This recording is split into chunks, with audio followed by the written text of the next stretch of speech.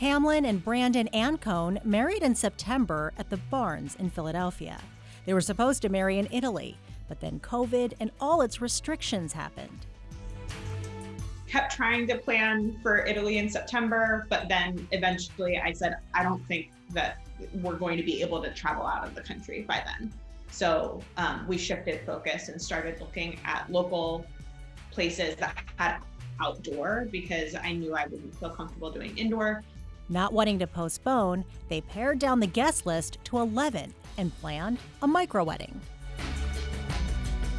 It's really easy to kind of get upset and emotional, but none of these things were in our control, and it was happening to everyone. So I think, a lot of couples just kind of took it for, okay, this is what the world is presenting to us now. These are the cards that have been laid out for us.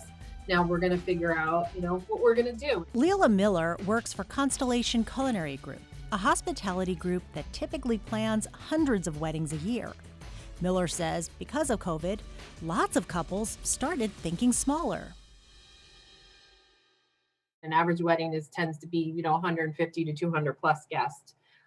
So, because of COVID and restrictions and safety and people, what people felt comfortable with, we were looking at much smaller numbers. Think between 10 and 50 guests. And Miller says there are a lot of advantages to going smaller.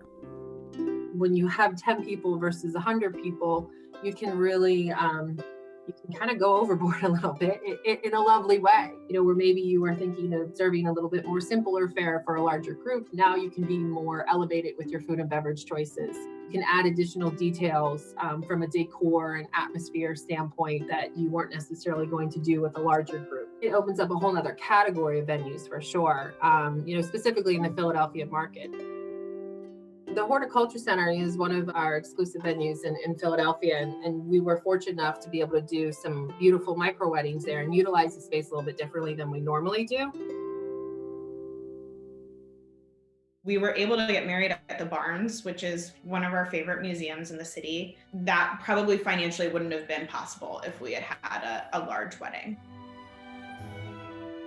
It was a lot more manageable. I didn't feel like I was pulling my hair out while I was doing the planning. I also loved knowing that my cousins and all of my friends and everyone else was on Zoom, a couple at the end of the aisle, and they got to see everything and be involved. It was just really lovely, really intimate. And at the end of the day, everything that was important to me in a wedding, having moments of laughter, being able to spend time with my husband, being able to spend time with my parents, all of that was available to me with this small wedding. So it was exactly everything that I could have asked for.